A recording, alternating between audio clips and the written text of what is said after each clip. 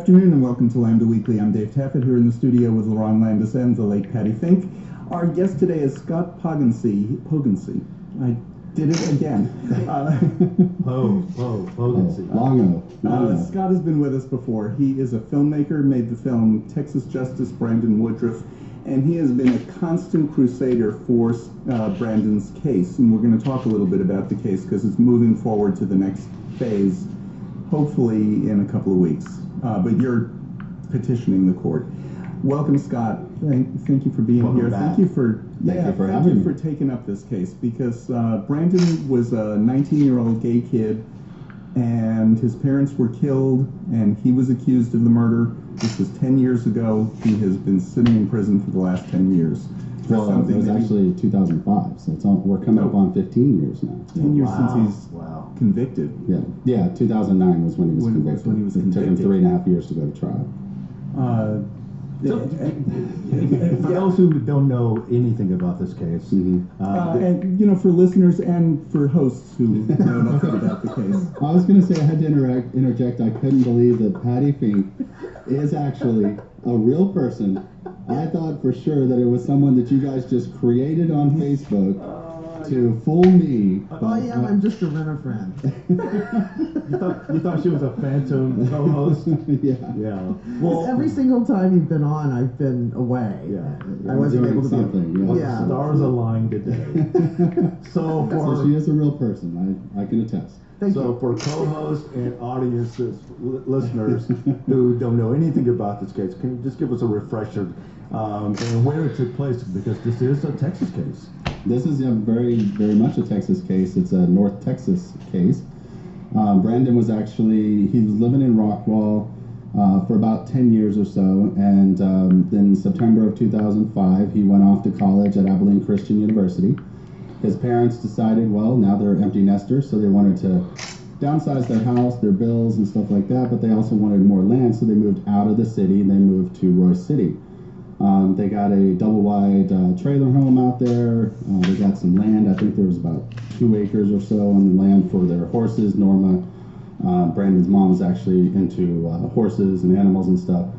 So they lived there for I think they were there for about 2 months before they ended up getting murdered in their home by somebody. And here's where it just doesn't add up. Little things like there were 3 different murder weapons, 2 knives and a gun. Correct. How many arms did Brandon have? I believe he only had 2 at the time. I know he has 2 now. So, when there are different murder weapons, what does that indicate to an investigator? Well, usually the first thing when they say, okay, there's 2 murder weapons, just 2, that usually indicates that there's 2 different perpetrators. Then you get into the realm of, well, now there's 3 different murder weapons. That just absolutely just never happens with just one perpetrator. Because and 2 different types of murder weapons, a gun and 2 knives. Yeah. So basically, Brandon would have had to have shot his parents, went and got a knife, stabbed them, for some reason went and got another knife, stabbed them some more. It just doesn't make sense. So, just talk about where was Brandon at the time of the murders and how was he even implicated? Sure. So Brandon was he was in town that week from college. In town meaning in Dallas. In Dallas, yeah, because he was living in Abilene going to school, and he was in town for several things. He would come back to help his parents. They had a new house, they had new land, they needed to put up buildings and make repairs and stuff like that. So he would come back and help them. And then, so that day he spent the day with them.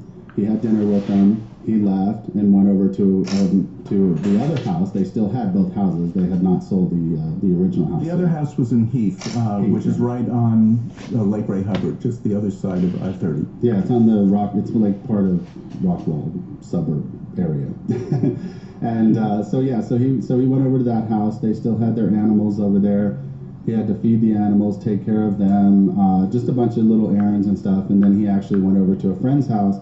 They ended up going down to S4, spending some time there, took his friend home, and then him and the friend that he was with from college drove back. So drove back to Abilene. Right, that night, like 2 o'clock in the morning. So, I'm sorry. How far away is Abilene from here? It's about 3.5 hours. Yeah, not close. Not close. And for anyone who may not know, S4 is actually a bar on the strip On Cedar Springs. in Oak Lawn Mhm. on Cedar Springs. And at the time, I think it was still the village station. Yeah, 2005. So I don't, yeah, I don't know. Not sure about when it made its transition. It might have been S4 by then. Think so? I'm not sure. I actually think it was because I do remember in some of the court documents that it referred to it as S4. As S4. S4, okay. Certainly by 2009 it was S4. Okay, so you're saying he had dinner with his parents. The prosecutors are saying he had dinner with his parents and then killed them. Right, they're saying that he had dinner, left, and then came back. And that was the weird thing, is that, by the time that, and what we're able to prove in the documentary is that given the forensics of the phone records and the cell towers and where he was and all of that stuff, that there was only about 14 minutes that he was quote unquote unaccounted for. And even in that 14 minutes, he was making phone calls and text messages. I mean, it was just So crazy. shouldn't all of the phone records, like for that night, show where he was? Because he was a 19-year-old kid who was visiting his friends. He was in town for just a couple of days. He was on the phone. Oh yeah, and it would if we had the phone records. And those phone records still to this day have never been located? That's correct. So basically, we have Brandon's phone records from about 45 days before this night, the night of the murders, 45 days after, but for some reason, his phone records for that night, for that day, are missing. And the police cannot explain where they went or where they are. Were they obtained at any point and then lost, or were they just never Well, from the this- carrier, like just never were able to get them from the carrier? This was one of the things that that is under dispute, I guess. The phone records came to the Texas Rangers, to the Marshal Service. They, in turn, took those records and then made their own report. So we never have gotten the actual original records. All we have is the report that came from the police. So we don't know if the original records contain those phones or not. And the problem was that the prosecution took so long, they delayed and delayed and delayed, and the defense kept coming back and filing motions saying, we need the phone records, we need the phone records. Brandon is yelling up and down, check the phone records, you'll see I wasn't there. And finally, a year later, they finally turned over the records, and lo and behold, that particular day was missing. Wow. And it's the only day that was missing in the 90 days of phone records that they have. You don't think that's suspicious, do you, Patty? Oh, not at all. Okay, good. Wow. Because we know that law enforcement in East Texas would never do anything wrong. So That only raises a giant rainbow flag to me. yeah. So only 14 minutes were unaccounted for. Mhm. So in that 14 minutes, he was supposed to have left S4, No. drive back. No. S4 was after. They didn't get to S4 till Yeah, they didn't get to 11, 12, something like So that. the murder supposed to happen before then. Right. So basically, yeah, the police are alleging that it happened between about 9:45 and about 10:05. Something Because it couldn't have been earlier than that, because Norma had spoken to her mother, right? correct. She was on the phone with her mom, Opal Johnston. So we know that she was alive at At least till 9:30. 9:30, right? At Exactly. 9:30. Mhm. Okay, so if he came in and timed it perfectly for right after that phone call, he had about 14 minutes to do it. Well, there was a call that he made at 9:41 to his then girlfriend named Morgan. They talked for 3.5 minutes, so that takes him to 9:45. So the police and the prosecutors concede that it could not have happened before 9:45. And then the next time that Brandon is recorded making a phone call, and this may bring a little bit of confusion to everybody, is like, wait, if you don't have his phone records, then how can you use phone forensically? We're building his timeline from other people's phone records. So we got his girlfriend's phone records that show that he made that call at 9:41. We got his other friend from college, his phone records that show that he text messaged and sent calls. So basically, we had to go back and we had to construct his timeline based on all of the other people that he was talking Well, to. isn't it possible that he, with his one hand he had the gun, the other hand he had the knife, the other hand he had the other knife, and the other hand he was talking on the phone And texting. and texting, And texting while he was killing his parents? Right. Yes, that is what the prosecution is alleging. So when you hear all of this, to us and anybody who's listening, you think, okay, this is absurd that this even made it to court. Right. How did it get that far? Well, the problem is that there's two issues, right? There's how did it even get to court, and then it's, well, once he got to court, how did he get convicted? Right. To answer your first question, or to answer your question, the way that it got to court was there were all kinds of allegations of his character, basically. So at the time, he was 19 years old. He was just coming out. There were certain people that he was telling that he was gay, and certain people that he wasn't telling he was gay. He wasn't telling people at church. He wasn't telling people at school. He was going to Abilene Christian University. If they found out that he was gay, he would have been expelled. So the prosecution and the investigators used that. He's lying. Look at everybody. Look how he's lying about his sexuality. He's lying about sexuality from certain people.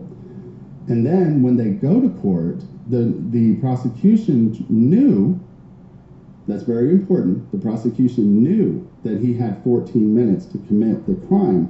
Yet what they did was they presented to the jury that, hey, look, Brandon's not accounted for from 9:30 to 10:30. So they made it more of like an hour that he had.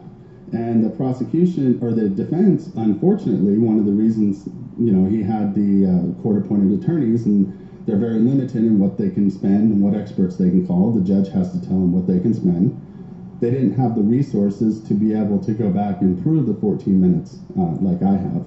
Okay, so one of his parents was killed point blank. Yes, his dad was actually shot in the face, which incapacitated him. And his mother? His mother was shot about the neck and chest, and she was stabbed. So this was a very bloody crime scene. Yes, very. Yeah. So when he left the house, he went back to the Heath house, and there's no question about that, right? When he actually left at like 7 o'clock. Whenever he left, Right. Let's say he left this crime scene having done the murder. Oh, okay. So we're talking the prosecution. Yeah, so he gets into the car after this bloody crime scene. I mean, somebody shot his father point blank. Right. Yeah, there's going to be blood splatters. Right. So there was blood in his car? No. None. And that's one of the things that the prosecution actually alleges in that 14 minutes is that, there was blood dripping all the way from the couch where they were killed all the way to the bathroom, right? So there's blood drops all the way from on the carpet all the way to the bathroom. Yet there's not one drop of blood in the bathroom. So somebody spent a significant amount of time cleaning up the bathroom, right? If you're walking in to a bathroom and you've got blood just dripping off of the knife, off your clothes, off of whatever, you're not going to just clean that up in like 2 minutes. That's going to take a significant amount of time. But Not the way I clean. in that 14 minutes, they're alleging that he cleaned up the bathroom so well that you couldn't even find one drop of blood. It's just crazy the amount of things but again, like I said, the prosecution chose to lie to the jury and make it seem like he had an hour and not 14 minutes. So which county was this in? Hunt, right? Hunt County guy. Okay. Just clarifying that it was not Dallas County. It was not Hunt Dallas County. No, it was Hunt County. Which, isn't that the county, the only one where there was a district clerk who refused to issue marriage licenses? I believe that was Hunt. Wasn't that... Was that Kim lady? Or? No, she was in Kentucky. Oh, that's right. This was Katie Lang. Not KD. Katie. Lang. No. Katie. Not the singer. Oh, okay. Okay, so... I think she's a lesbian. There kind of is... Yeah, tell her that. There kind of is... Oh, yeah. Katie is not. Okay. So there kind of is this anti-gay bias in this area of the state. Well, I think that it's safe to say that, Texas is definitely, most of these small counties and rural areas of Texas are probably a little bit further behind than the progressive areas of, the big cities, Dallas, Fort Worth, California, New York, etc. A little bit behind. We need to take a break. Let me just give you what's going on. On September 17th, you're screening Texas Justice at the Capitol La Quinta in Austin at 6 o'clock? 6:30. 6:30. Anybody who's listening, if you're listening online, if you have friends down in Austin, if you'd like to go with Scott down to Austin, go see the movie, stay overnight there. That's going to be your headquarters? Yes, we have some rooms reserved. And then the next morning on September 18th at 8 a.m., you're walking over to the Court of Criminal Appeals and picket signs in hand. and delivering. And we're going to be delivering the petition asking the Texas Court of Criminal Appeals to hear Brandon's appeal. And we'll talk about that detailed process when we come back. And you're listening to Lambda Weekly on 89.3 KNON FM. I'm Dave Taffet here in the studio with Lauren Landis and the late Patty Fink, and Scott Pogansey is our guest. The Dallas Public Library will be teaching GED classes starting on September 2nd through November 16th. Volunteers are needed to teach these classes. GED teachers and assistants will work with small groups to prepare students for the GED test at their local library. To see the full list of scheduling and to volunteer, volunteersignup.org/83LTC. That's volunteersignup.org/83LTC. This is Rollins Gelman, and I'm listening to Lambda Weekly on 89.3. And darn glad to be doing it. And welcome back to Lambda Weekly. I'm Dave Taffet here with Lauren Landis and the late Patty Fink, and our guest is Scott Pogansey. His film is Texas Justice Brandon Woodruff. We're talking about a murder that took place in 2005, and a murder that Brandon, who's been in prison since then, there's no way that he committed it, especially not with any of the evidence that's available.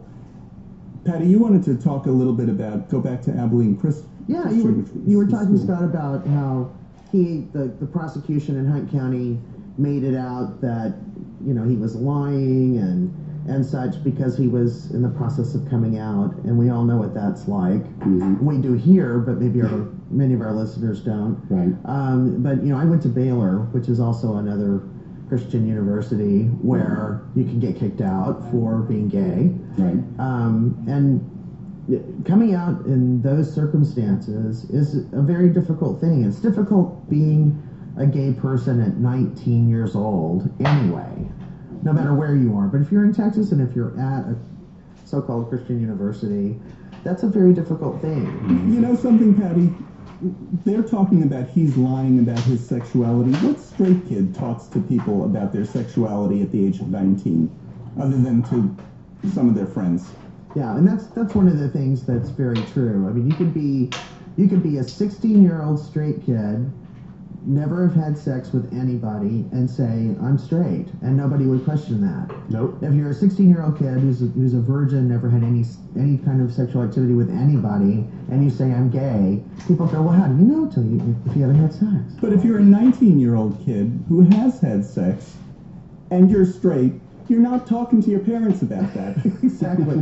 Or probably to all of your professors and that kind of thing at school. Or to the police. Right. Or to the police. Right, and the police actually, Ranger Collins did demonize the fact that he told, that's another thing that everybody kind of criticizes Brandon for, is that when he was talking to the Rangers, telling them where he was that night, he was off on some of his times. He said, okay, I had dinners with my parents. I left about 7 o'clock. I went over to the Heath house, probably, stayed there a certain amount of time, went out with my friends. We went to S4, we did this, we did that. So he told them every single thing that he did, and he was truthful about everything.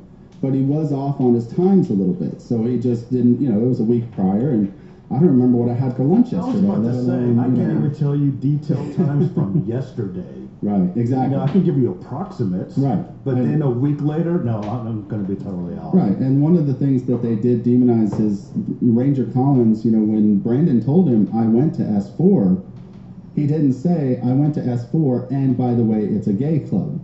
So Ranger Collins basically demonized that and said, okay, Brandon's lying to me because he didn't tell me that he went to a gay club, even though he told him exactly where he went. It's not his fault Ranger Collins doesn't know it's a gay club. You know, another thing is, his parents were just killed. Patty, how old were you when your mother died? 24. Okay, tell me clearly everything you did that day. The day you found out. Actually, I remember quite a lot of it. Do you really? Because my mother died, I was 23. I can't tell you about that day. Oh, I do. I remember very well, like a lot of it. I don't remember the times But yeah, Times, the right, time. that's the at deal. all, but I remember my dad called me. I was at my apartment, and But do you know the exact time they called? no. Why no. not? There you go. And when I was gonna work that afternoon, I worked at a hospital, and we did shift work, and I threw on some stuff. It wasn't time for me to get ready for work, so I threw on clothes to go over. And by the time I pulled in front of our house, the neighbor across the street said, "Go, go! They've already taken her to the hospital." So I went on to Medical Center Hospital in Odessa. You know- there she was. The day Brian died, he was declared dead sometime in the middle of the night. I remember a Parkland police officer drove me home, and I remember, the next thing I remember, Candy Markham was walking into my apartment. I don't know what times, I don't remember how anything else happened. Right, and that was the whole point. There's some Like, shock. Yeah, and Brandon, and when we talked to for producing the film, we talked to a body language expert, and she watched his whole interview, and she even said, "I'm very surprised that he was able to recall exactly where he went, even though he was off on the times." Like, she's like, I can't believe that he actually had such a good memory that he knew that he went to the club and So he knew that he went there. And, So I've seen the film, and I know what part you're talking about, and I remember it's a very good film, by the way. thank you. Wonderful job. And I remember this woman you're talking about specifically saying that she would be more alarmed for somebody who did know precise times. Exact times, precise. Yeah, exactly. Because then you know it's rehearsed. Exactly. And a lot of times, Brandon, you know, he knew where he went, he knew what he did, he just didn't know exact time. See, and I would remember sequence. I remember the sequence of Right, things. right. I just don't remember how to match that If to it some was sort 10 of or time. 10:30 or 11 or 11:30, exactly. I might remember if it was daylight or night. That's probably about it. Right. But I wouldn't. I'd get the sequence probably right, but I wouldn't be even close on times. Right. But the timeline really, I mean, that was, if anybody ever asked me, you know, well, what drew them into Brandon? What made them think Brandon was the one that did it? That was it. When Ranger Collins went into that interview with Brandon, he had already talked to other people. He had already talked to other witnesses that knew that he was over at the Heath house at 10 o'clock. And they knew that he was, had dinner with his parents about 6:30 or 7. So when Brandon was off on the time that he left the Heath house, I think he told Ranger Collins that he probably left around 8 or 8:30. Ranger Collins basically used that to pounce on him and say, okay, aha, you're lying to me. I got it. I got you. You're going down for this. I mean, it was crazy. It was like, wait a second. So you're telling me that you know 100% that he killed his parents because he was off on what time he left his house? It was absolutely ludicrous. You know, one of the other things that when you see the film that you will not forget, and which you've already established, Scott, is how gruesome the crime scene is, and how the investigators, how in my opinion, they totally messed it up. They investigate in the dark. I'm not joking. Well, yeah, they do took this a crime scene video in the dark, dark. without the lights on. Yeah. Without the lights on. And can you talk a little bit about what, if any, physical DNA evidence they were able to get in the dark? Well, this will be a short conversation. They were not able to get. They didn't take any fingerprints. You know, None. right. So here's the thing: if it was not alleged, as Katie Ferguson, the defense attorney, says in the film, it was never alleged that this murder took place in, you know, with flashlights or candles or anything like that. So one would assume that the lights were on. And then when they got there, the lights were off. So you would think that somebody flicked the light. So you might want to take fingerprints on the light. Might want to take fingerprints on the door handle. They didn't do any of that. So there was no fingerprints or anything like that. The only DNA evidence that's even available is the hairs that were in Norma's, his mom's, hand. So in her left hand, her hand was kind of behind her head. the blood had dried, so when they took away her left hand from her head, a lot of her own hair came out in her hand. But the right hand was free and laying on her lap, and it had 3 or 4 little small, blonde, long hairs in it. And the police never tested those hairs. Brandon has dark hair, by the way. It was actually dyed black because he was in a play at Abilene Christian. So it was actually dyed black, and it was only about an inch or 2 long. These were long blonde hairs. So he had time to dye his hair And grow it out. And Yeah. grow it out in those 14 Maybe he minutes. did that with the 5th hand. Yeah. Wow. I never He's heard going to of have so many hands by the Yeah. time we're done here. Exactly. Okay, so Scott, how much are you being paid to investigate this? Negative about. How many $1,000s are you in? Yeah. How did you get involved in this?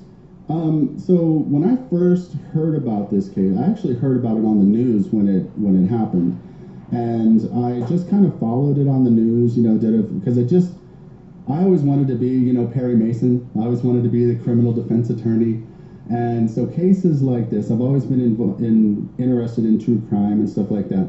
So cases Comrade. where, yeah, exactly, yes.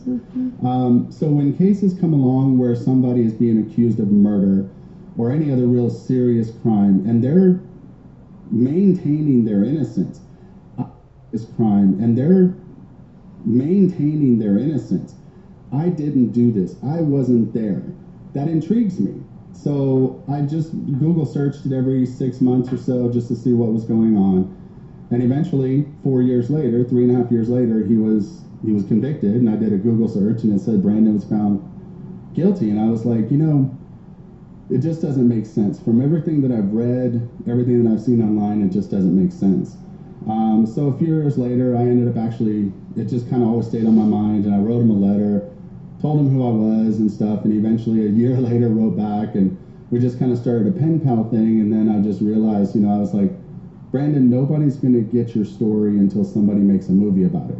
And if you go to look at people that are charged to make documentaries, it's hundreds of thousands of dollars. Mm-hmm. I don't have that. His grandmother doesn't have that. His supporters don't have that. So I basically said, well, I've got a camera, I've got a computer, I can make this thing. He has. Mm-hmm. That's how it came about. So we know that all of the, I believe all of the appeals process has been exhausted. So when we talk about appeals, and this is one of the big things that I think we're here to talk about today, but we'll just go over the federal real quick, because there's 2 different routes when you talk about appeals. There's a federal route for federal things that are done against you. Constitutional issues. Constitutional, federal laws, stuff like that, right. And he did have a 6th Amendment violation when the prosecutors listened to the phone calls between him as an attorney when he was in jail. Wait a minute. You're just brushing over that. Oh, there was this little 6th Amendment violation. The prosecutors were listening in when the accused was speaking to his attorney. Everybody who watches anything from Perry Mason on through To Law my and favorite, Order, Columbo. Columbo, yes.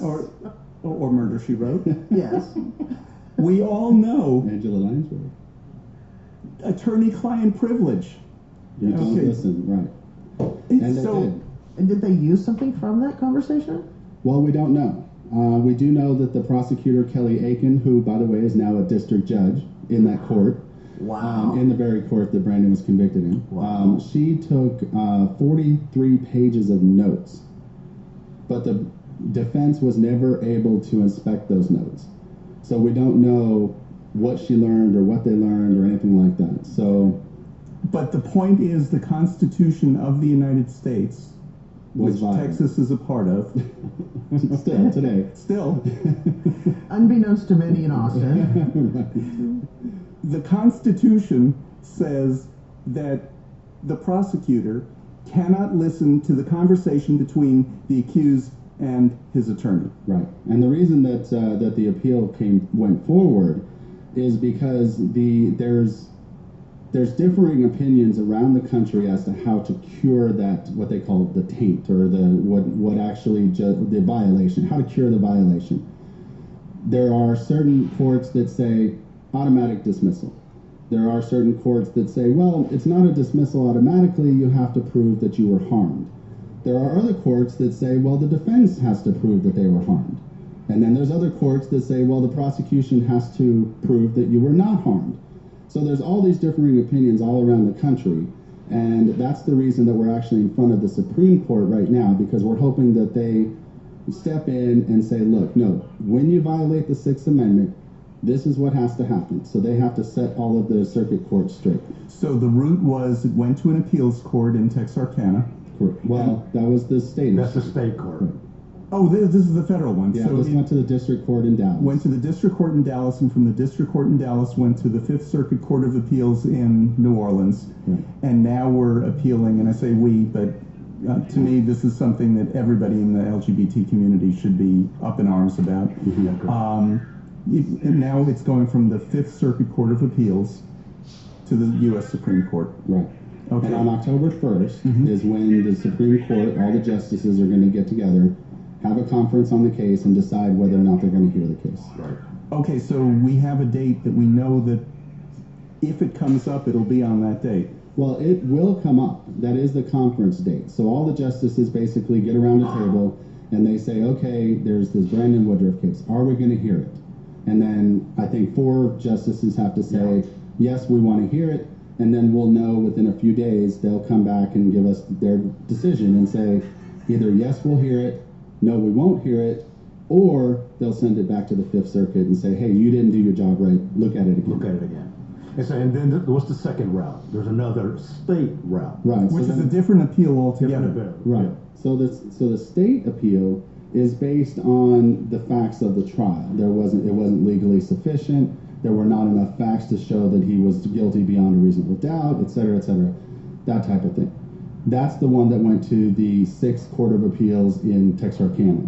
They upheld it, even though they, in their decision, said, we have a lot of problems with the evidence, but our job is not to determine whether or not the evidence was there. Our job is to determine, were there any procedural issues? There were no procedural issues that they could see, so they passed on it or denied it. And then it was... Now, the prosecutor listening in to an attorney-client conversation, not an attorney, all of the attorney-client conversations, that's not a procedural problem. Well, it was, and Judge Beacom actually did determine that there was a Sixth Amendment violation. But his cure was to recuse the DA, to recuse Kelly Aiken and Noble Walker, and then appoint special prosecutors from Austin from the Attorney General's office. So the judge came in and said, yes, there was a violation, shame on you, slapped their wrist, and then said, okay, you're off the case. They brought in the Attorney General's office, and he said, okay, it's all good now. Now, do we know whether the new prosecutors saw the 45 pages of notes? We do not. There was an order for them not to see it, but, you know, it's one of those things where when the prosecutor is caught with their hand in the cookie jar, when they are doing something that's illegal and unethical, it's very hard to trust them going forward that they followed all of the orders and they followed all of the rulings and stuff like that. So there's always that question. Yeah, but Brandon didn't know exactly what time he got to S4. So question. Exactly. So question about both the state appeal and the United States Supreme Court appeal. Sure. What is it that you're seeking? You want dismissal, or do you want a new trial? Do you want, and do you have to commit to that? Or are you going to say something's wrong, we need a resolution, and they decide what the resolution is? Well, okay, I'll answer the Supreme Court, the federal issue first. The Supreme Court has basically 3 options. They can uphold the conviction, they can overturn the conviction, or they can send it back to the 5th Court and basically tell the 5th Court of the Circuit Court to do your job right. But because there have been differing opinions, the Fifth Circuit's opinion that, well, if there's a remedy, it's okay, that agrees with other circuit courts. No, that agrees with their circuit court. Right. The other circuit courts have differing opinions. That's why we're going to the Supreme Court, because we want the Supreme Court to say, you need to determine how it's supposed to be, decided. That's what I'm getting to, that because there are differing opinions from different circuit courts, it's more likely that the Supreme Court, if they're going to do anything about this case, is going to make a decision for all of the circuit courts. Correct. And yeah, because if this would have been in, let's say, the 3rd Circuit Court, it probably would have been overturned and we wouldn't even be having this conversation. And Brandon would have been out of prison. Right. But the fact that it was in the Fifth Circuit is why we're in this position. So that's what can go on with it. So yeah, they would just basically overturn the conviction, and then the state would have the opportunity or the decision of whether or not they're going to retry him. The state issue, and this is where the whole petition and going to Austin and all that, it comes into play. So the Sixth Court of Appeals in Texarkana, they confirmed the conviction. They denied the appeal. Automatically, because it's life without parole, because it's a capital case, it automatically goes to the Texas Court of Criminal Appeals. The Texas Court of Criminal Appeals is basically the Supreme Court for criminal cases in Texas. Right. The Texas Supreme Court actually handles civil cases. They handle civil cases, correct. So this is, but you think of it in like this is the last stop for the state part of it. The Texas Court of Criminal Appeals basically tabled it. They said, we're not going to hear it, we're not going to decide it, we're not going to do anything, we're just going to put it on the table and forget about it. That was back in 2010. So what our petition is for is the petition is asking the court, go back, look at the appeal, and make a decision. Even if their decision is we're going to uphold the conviction, at least do your job and make a decision on it. At least take a look at the appeal, take a look at the facts. And that's what they didn't do, and that's what we're asking them to do. You're listening to Lambda Weekly on 89.3 KNON FM. I'm Dave Taffet here in the studio with LaRon Landis and the late Patty Fink. Our guest is Scott Pogensy. He is a documentary filmmaker by accident. His film sounds like an attorney. His film is Texas Justice Brandon Woodruff, and he's been working on this case for years trying to get Brandon exonerated. We'll talk to Scott a little bit more right after this break. That unwanted extra vehicle of yours is just sitting there. Give it a second life.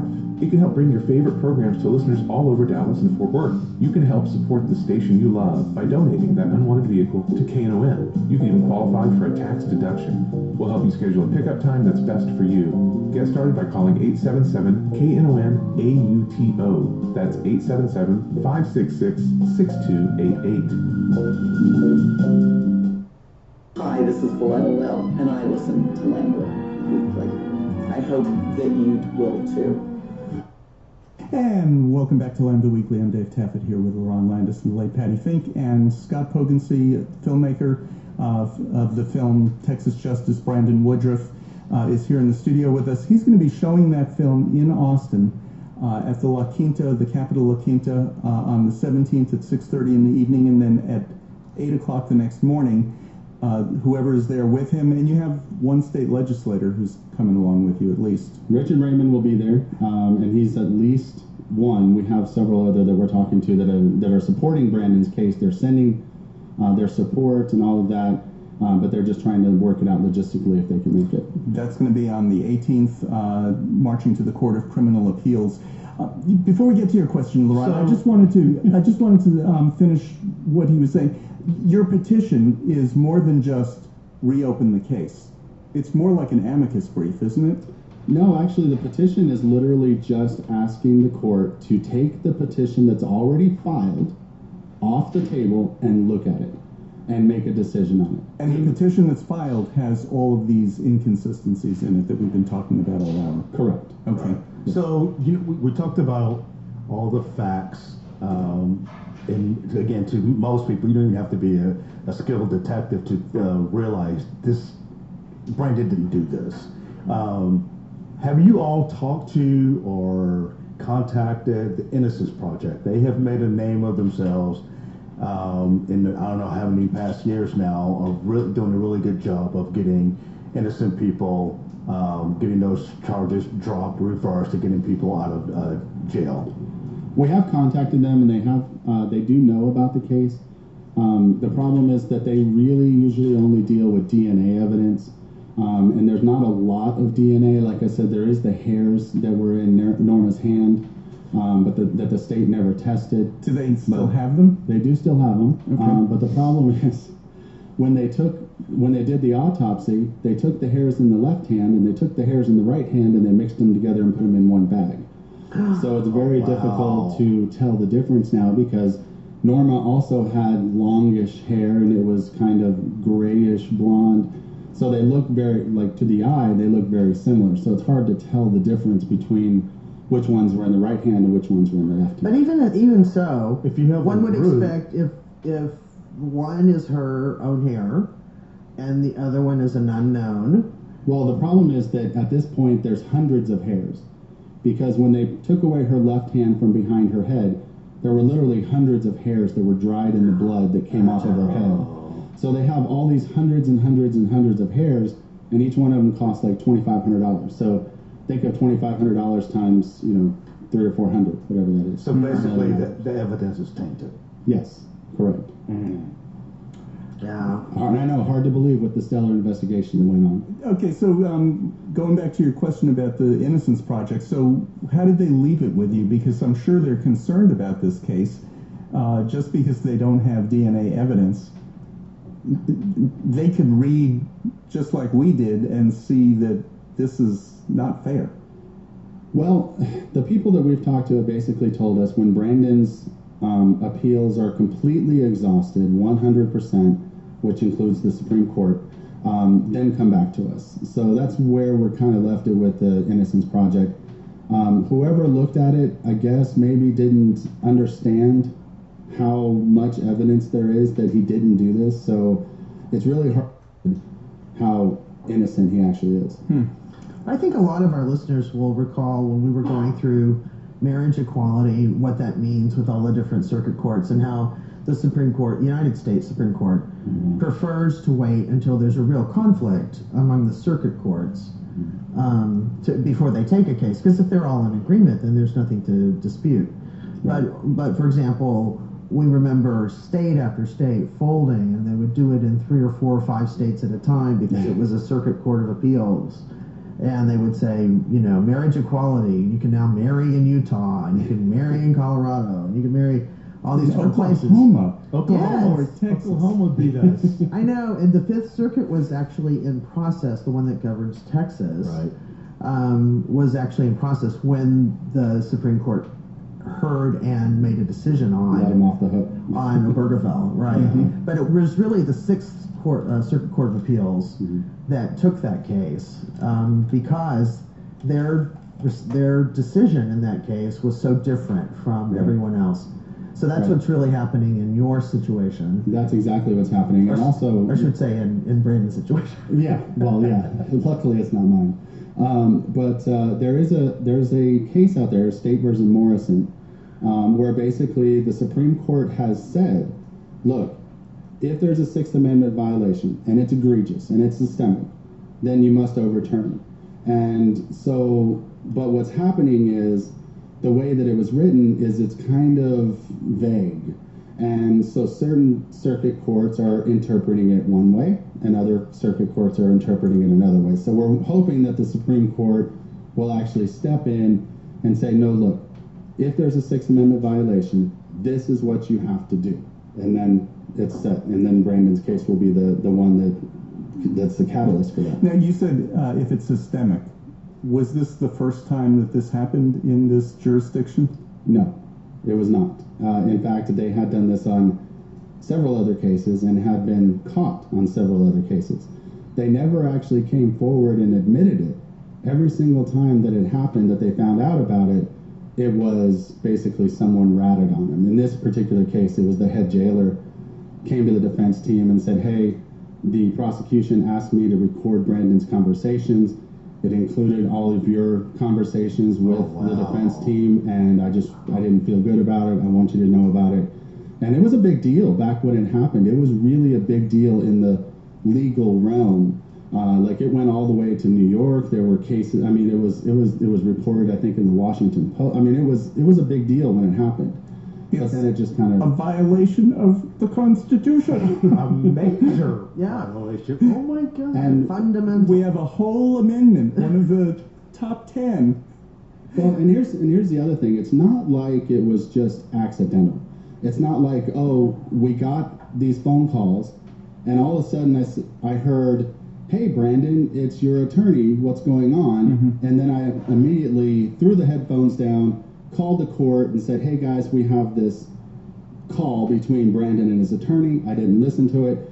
It was literally, get me Brandon's calls, including the ones with his attorney, so I can listen to them and get trial strategy. So I can listen to them and find out, you know, hopefully they were trying to find out where the murder weapon was and all that stuff. But since Brandon didn't do it, those conversations never happened. So all they ever got was trial strategy. What witnesses are we going to call? What's that witness going to say? How do we get a hold of this witness? You know, it's basically like going into an NFL game and you have the opposing team's playbook. It's like you're the Patriots. Right. Oh, did I say that? I'm sorry. Oh my God. Now come on, Scott. Ding ding, I was Scott. You know, before the Sorry, I show, didn't mean to get- before the show, I told Scott he's one of my all-time favorite guests. I don't know I now, didn't mean to get political. I'm sorry. It's not political. but he did bring cookies, so that makes up for I it. did bring cookies, and I do love Tom Brady. He's one of my favorites. Okay, mine too. And he's Even if he cheats? Even if patriotic. he cheats. Not that I'm taking a side on that one, because I wouldn't do that. You know, one of the things that you did, or who did this? I guess his grandmother hired a crime scene reconstructionist. Correct. Tell us what that is. So, you know, one of the things that's been lacking in this case from the very beginning is the forensics, right? The people that investigated this, the rangers, the people that did the autopsy, the Texas Southwest Forensic Science Lab, I think they're called, or something like that. All of the investigators, all of the forensics has been lacking. As we discussed, there were no fingerprints, there was no DNA testing on these hairs, et cetera, et cetera.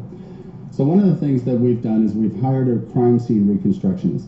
What he does is he goes back and he studies all the photographs. And he was able to look at the blood spatter. He was able to look at different patterns on different objects. Like there was a makeshift coffee table that was basically just a cardboard box. So he was able to tell, okay, well, the person that killed Dennis and Norma were standing here, and they were standing up, and there's no, you know, he's able to forensically prove all of these things.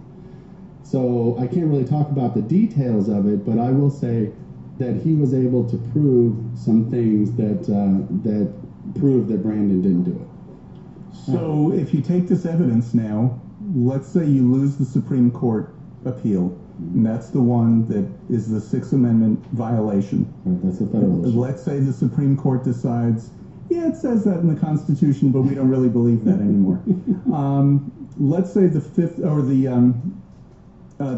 Texas Court of Criminal Appeals decides, no, we're not going to reopen this case. We think it was decided correctly. Right. Because Brandon does have 5 arms, and he was able to do all these different things. In 14 minutes. In 14 minutes, yeah. Where does this evidence go to? Or is this another basis for another appeal? Well, at that point, there's no more appeals, right? You're done federally, you're done on the state level. The only thing that you can do is you can file what's called a writ of habeas corpus, which is also considered, the layman's term is basically a claim of innocence. You're basically going to the court and you're saying, look, forget about all the procedural issues, forget about the Sixth Amendment violation, forget about all that.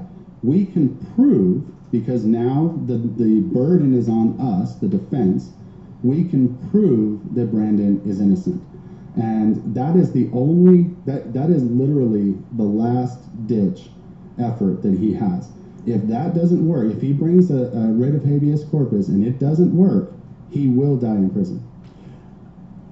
But, and you pointed out something that's important. You said the burden of proof is on the defense now, because it's supposed to be the burden of proof is on the prosecution. Right. They have to Right. prove that he did it.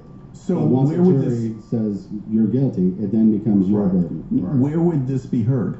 This No, I mean, is it on? it would be heard in the court that he was convicted in. Who's the district judge there now? The one But that she's- violated his constitutional rights. But she has to not be in the case, She right? would have to step down, and they would bring in a special judge. But Right. it's just ironic that it would go back to that court where she is now the district judge. So So, Oh, no, I'm go sorry. ahead. I was just going to ask, if, let's just say hypothetically, there's a different governor in the governor's mansion Okay. in some future, near future date, 2022. like in 2022. Right. And let's say that person, you know, wanted to look at this case and maybe, you know, give a pardon or clemency or something. Right. That could be an avenue to get him out of prison as well. It could be, and that's one of the reasons that we're doing the film, is so we can raise awareness about Brandon's case. Because if you think about it, if we go to a writ of habeas corpus, and it's back in the district court that Brandon was convicted in, what's the difference between Brandon turning around and there's two people sitting behind him going, "Yay, Brandon," or the difference between there's 200 people sitting behind him saying, "We believe in Brandon's innocence, we believe he didn't do this." You know, getting the public behind his case is so important. And that's what people don't really understand, because they think to themselves, well, I'm just a normal person. I'm just a regular citizen. What can I do? Just the fact that you are behind Brandon, just the fact that you believe in his innocence, when you show up to things like the thing we're doing in Austin, I mean, if we had, let's say, 100 people out in front of the courthouse, and all 9 justices of the Texas Court of Criminal Appeals are looking out the window, looking down, looking on the concrete, looking on the steps to us, and there's 100 people with picket signs and matching T-shirts, and, you know, we're chanting "Free Brandon" and all this stuff, you know, that says something. And that's really what this is all about, is we're trying, you know, we're letting the lawyers do their job. As Laura pointed out, I'm not an attorney, so I'm not trying to do their job. No, you're a rabble-rouser. So we're letting the attorneys do their job, but my job is to you know, inspire the masses to come support Brandon, show them why he's innocent and why he didn't do this, and then get everybody behind his case. And that's what I'm trying to do with this down in Austin. Has anybody looked at or investigated who else could have possibly done this crime? All I can say is that there was not at the time. The police, they arrested Brandon 6 days after the murders, after the bodies were found. So there was never an investigation into really anyone else. But I will say right now that there is an investigator on the case, a private investigator, from part of Brandon's defense team. So there is somebody looking into it now. But no, back then, there never was. And one of the things that I do want to point out that's very important about this is the fact that Ranger Collins interviewed Brandon, I'll say interrogated Brandon, 5 days after the bodies were found. Brandon denied that he had anything to do with this. He begged the Ranger, go talk to my alibis, look at the phone records, do this, do that, look at all of these things, and you will see that I didn't do this. And Ranger Collins promised him, he told him in the interview, I'm going to go talk to your friends, I'm going to go look at your alibis, I'm going to look at the phone records. When Brandon walked out of that interrogation room, Ranger Collins put in his report, he immediately went to his desk and started preparing the arrest warrant. Wow. There was no investigation. No investigation, that was it. Wow. He never intended to. He never intended to. He lied. He's a liar. Did he know what time he did it, though? I think he was 20 minutes off, I'm not sure. So you can't trust. And that's one of the things the reason I wanted to bring it up is because, you know, a lot of people ask the question that Laurent just asked, did they look at anyone else? And that is the answer, that they really didn't. From the beginning, they had Brandon in their crosshairs, and that was it. Wow. Well, is this like the Academy Awards where I'm being played off? You are. Except you had an hour to talk, and they only had a minute. So. Thank you so much, Scott. Yeah, Thank you Scott, guys keep for us having me. posted on what's going on. And when do you leave? We are going to be down there the 17th. You can get all the information on freebrandon.org. You can look at all of his YouTube channel. It's freebrandon.org/YouTube and find out all the information on what we're going to be doing down in Austin. And if anybody would like to go down to Austin with you, you're welcome. Come on with us. Yeah. That's great to see. Great to see you, Scott. Great to finally meet you. And for all of us here at Lambda Weekly, be best.